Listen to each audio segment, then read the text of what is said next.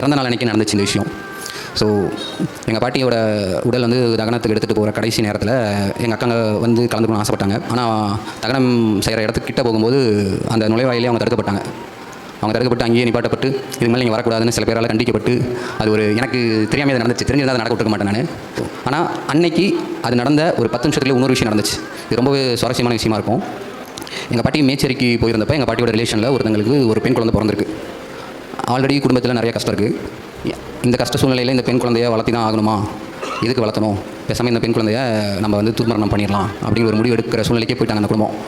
அப்போ எங்கள் பாட்டி உள்ளே போய் இது பண்ணுறது ரொம்ப தப்பு, கஷ்டப்பட்டாச்சு நம்ம பிள்ளைங்களை நம்ம காப்பாற்றி தான் ஆகணும், இதை செய்யவே கூடாது, இது செய்கிறதுக்காக நம்ம பிள்ளை பெற்றோம், ஆம்பளை பிள்ளையாக இருந்தானே பொம்பளை பிள்ளையாக இருந்தானே. எங்கள் பாட்டி பெரிய பகுதிவாளிலாம் கிடையாது. கடைசி காலத்தில் சொத்து பையனுக்கு தான் போகணும்னு ஆசைப்படுவாங்க. பட் ஒரு எக்ஸ்ட்ரீம் சூழ்நிலையில் ஒரு உயிர் போகுது, ஒரு உயிர் போகிற சூழ்நிலையில் இருக்குது அப்படிங்கிறப்ப எங்கள் பாட்டி எடுத்த முடிவு என்னன்னா அதை தடுத்து நிப்பாட்டினாங்க.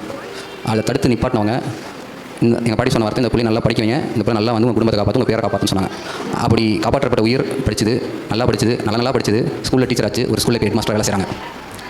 ஒரு ஸ்கூல் ஹெட் மாஸ்டர் அவங்க எங்கள் பாட்டி இறந்த விஷயத்தை ரொம்ப லேட்டாக தான் அவங்களுக்கு இன்ஃபர்மேஷன் போயிருக்கு.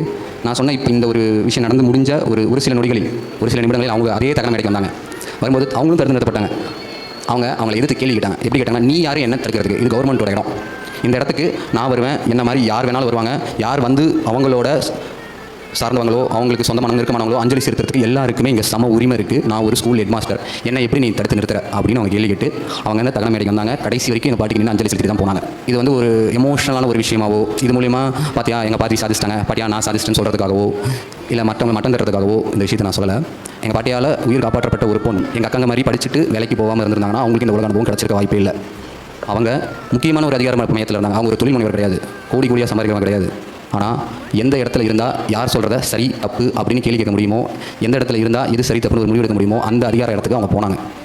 ஸ்கூல் ஹெட் மாஸ்டராக போனாங்க. போனனால மட்டும்தான் தனக்கு நடக்கிறது அநீதியாக இல்லையாங்கிறதே அவங்களால புரிஞ்சுக்க முடிஞ்சிச்சு. அது அநீதின்னு கண்டுபிடிச்சனால தான், அவங்க உணர்ந்தனால தான் அதை அவங்களால திரும்ப கேள்வி கேட்க முடிஞ்சது. இதுக்கு முன்னாடி ஒரு 10 நிமிஷத்துக்கு முன்னாடி அவங்கள அடைக்க ஆண்ட எல்லாரும் அவங்க முன்னாடி அடிபணிஞ்சு தான் போனாங்க. அவங்க முன்னாடி அமைதியாக தான் அவங்களை கடந்து அவங்க போகட்டும் விடுங்க அப்படின்னு தான் அவங்க வாயால் சொல்ல முடிஞ்சதே தவிர அவங்களால வேறு எதுவுமே பண்ண முடியல. ஸோ எங்கள் பாட்டி எங்களுக்கு சொன்னது தான், எங்கள் அப்பாவுக்கு சொன்னது தான், எங்கள் அத்தைங்களுக்கு சொன்னது தான், எங்கள் பேர பசங்க எல்லாருக்கும் சொன்னது தான், படிங்க தயவு செஞ்சு படிச்சுக்கிட்டே இருங்க, அவ்வளோதான். எங்கள் பாட்டி வந்து படிச்ச பிள்ளைங்களாம் வேலைக்கு போகணுமா, நீங்கள் கலெக்டர் ஆகணும் அப்படிலாம் எங்கள் பாட்டி சொல்லலை. எங்கள் பாட்டிக்கு அந்த அளவுக்கு நாலேஜும் கிடையாது. ஆனால் எங்கள் பாட்டிக்கு தெரிஞ்சது என்னன்னா, படிக்கலைன்னா பிடி கடை மேனேஜராக மட்டும் தான் வாழ முடியும், படித்தோம் அப்படின்னா 10ஆம் கிளாஸ் படித்தோம்னா பிஎஸ்என்எல்ல வேலைக்கு போக முடியும். இதுதான் எங்கள் பாட்டிக்கு தெரிஞ்ச அறிவு.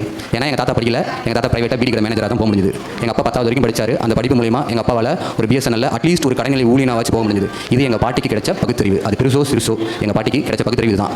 அந்த புள்ளியிலிருந்து தான் எங்கள் பாட்டி எல்லாரையும் படிங்க, படிப்பு ரொம்ப முக்கியம் அப்படிங்கிறத அந்த புள்ளியிலிருந்து தான் எங்கள் பாட்டி எல்லாருக்கும் சொல்ல ஆரம்பித்தாங்க.